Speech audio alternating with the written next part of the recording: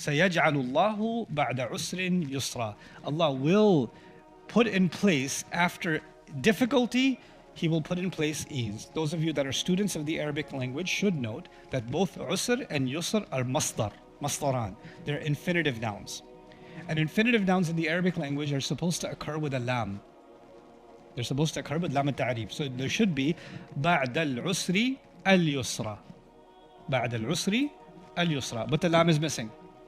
Okay, so for example, we say in Arabic, we say correctly, or like the Quran, for example, says, إِنَّ الدِّينَ عِنْدَ اللَّهِ الْإِسْلَامِ مِنْ بَعْدِ مَا جَاءَهُمْ الْعِلْمِ. When a masdar occurs, the standard for the masdar is the al. Now, when the al is removed, unusually from a masdar in certain sentence structures, the al is removed, it creates a certain effect. And I'm going to talk to you about that effect. So the nakira, so it's not every time you see a tanween this happens. This is the tanween, or you see usrin has a tanween, yusran has a tanween. They're asma' munawwana, right? This, when it's an unusual tanween. So not every tanween is unusual. You can't become self-declared, balagha expert and say, I see a tanween here, so I know what's happening. No. Some tanweens are supposed to be tanweens. But some tanweens are unusual. They're unusually nakira, unusually indefinite nouns.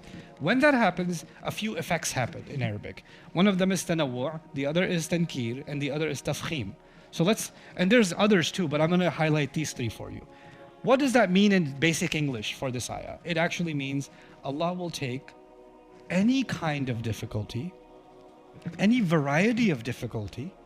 So in other words, Allah is not talking about one kind of difficulty. One kind of difficulty is financial difficulty. That's been the subject, right? The guy is spending more. He's spending in this way, this way, and this way. But there may be emotional difficulty, social difficulty. There may be a difficulty of being alienated from your kids.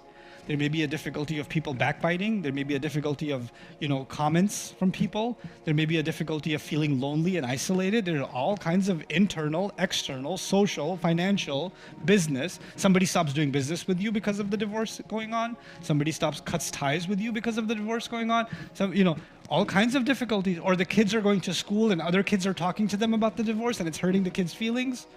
Is there one kind of difficulty? No, there's a variety of difficulties.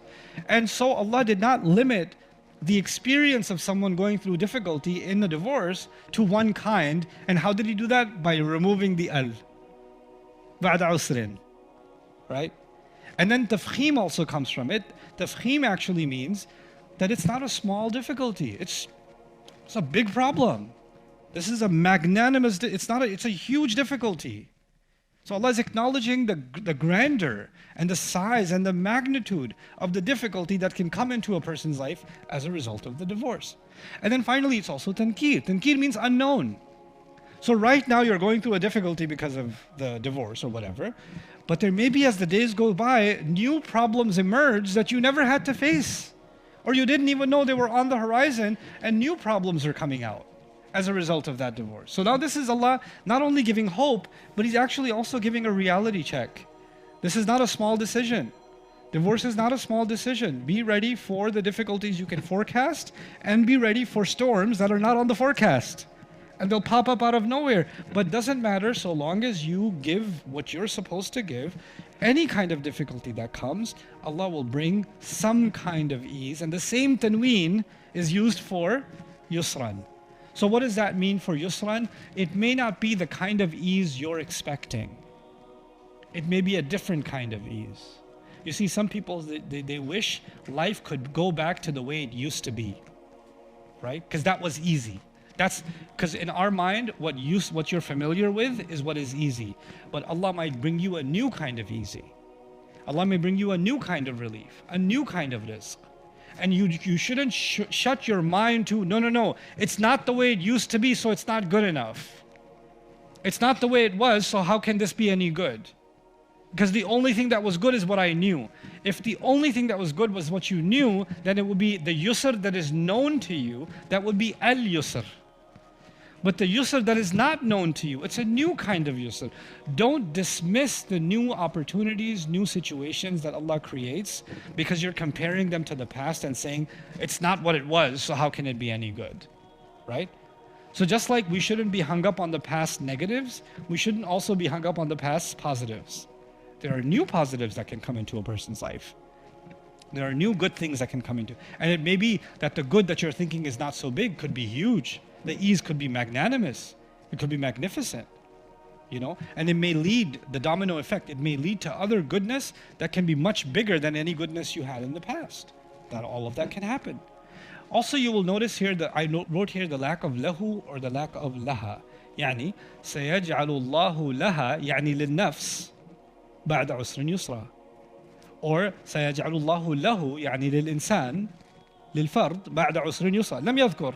He didn't mention Allah will put ease after difficulty for the person or for such a person. Allah didn't mention the person. Allah, therefore, by not mentioning the person, Allah is saying Allah will create ease for you, the man who was the subject, who's paying the money. He'll create ease for you. He'll create ease for the children. He'll create ease for the ex-wife. He'll create ease for the new family that's coming. He opened the door of ease as a result of this across the board. And it's almost as if you are open-handed with your spending and you're generous with your spending, you don't know that Allah will use that not only to put barakah in your family, but because of that generosity, Allah might be using your generosity to create yusr in the other family or open some other doors in that family. So there's this tawassu' fil mafhum, fil ma'na. There's this openness in the meaning. And it's so cool that this ayah began with dhu sa'a. Like the one who has more vastness should give out of more vastness, and by the end of it you see the vastness of Allah's mercy opening up, the vastness of the ease that's opening up. So there's a sa'a from you and there's a sa'a from Allah. The last comment I'll make about this ayah is about the meaning of the word sa'a. Sa'a is used, the one who has more should give more, right? But sa'a literally means expanse. An expanse could be maddi, but it can also be qalbi, meaning a person is open-hearted. A person is not speaking with, you can give somebody money, but you can give it with a look on your face. Here's your money. Here's your charity. Or you could throw a check at them, or you could make a comment at them, right? Your face could be condescending. You could just say something like, so, how's my money doing? Just throw a little jab here and there, right? Allah says, لا تبطلوا صدقاتكم بالمن والأذى.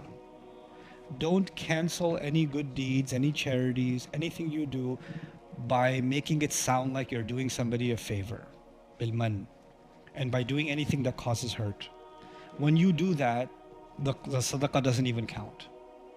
So part of your dhu sa'a, being dhu sa'a, is not just that you're giving more, but you're giving with an open heart.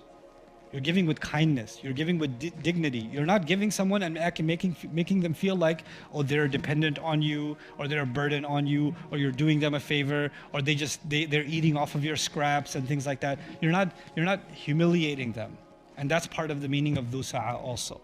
Okay. Now, لا يكلف الله نفسا إلا ما آتاها. I'll just read some of this commentary for you because I thought it was beneficial. والمقصود منه إقناع المنفق عليه. And the purpose of this ayah is to convince the one who spends to do even more so. بألا يطلب من المنفق أكثر من مقدرته, because Allah has not asked him more than he can handle. ولهذا قال علماؤنا, and that's why our scholars say لا يطلق على المعسر إذا كان يقدر على إشباع المنفق عليها وإكسائها بالمعروف ولو بشظف أي دون ضر. Meaning, the one who is poor is not being asked to put himself out on the street. Whatever he can afford, he can do without putting himself in harm's way. وفيه تطيب واستمالة لقلب المعسر لمكان عبارة آتاها خاصة للإعسار قبل وذكر العسر بعد.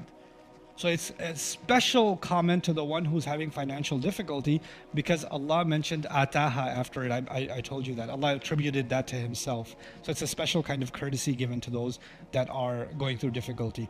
وَلَيْسَ فِي هَذَا الْخَبَرْ وَعْدٌ لِكُلِّ مُعْسِرٍ بأن يصير عسره يسرا. This is important. Allah is not guaranteeing that after every difficulty, ease will come. Allah is talking about this particular scenario. ومن بلاغة القرآن الإتيان بعسر ويسر نكرتين غير معرفين باللام لئلا يتوهم من التعريف معنى الاستغراق. So Allah is saying, He's actually adding the tanween that I talked about is special. He's saying it's special because if He said difficulty and ease, that would become absolutely every difficulty will be gone and every ease will come. But since the lam is missing, it would be some difficulties will come and some eases will come, but life will never be completely free from all difficulty and all ease. It's never going to be like that. So Allah is being realistic in your expectations, making you have realistic yet hopeful expectations because of the language of the ayah.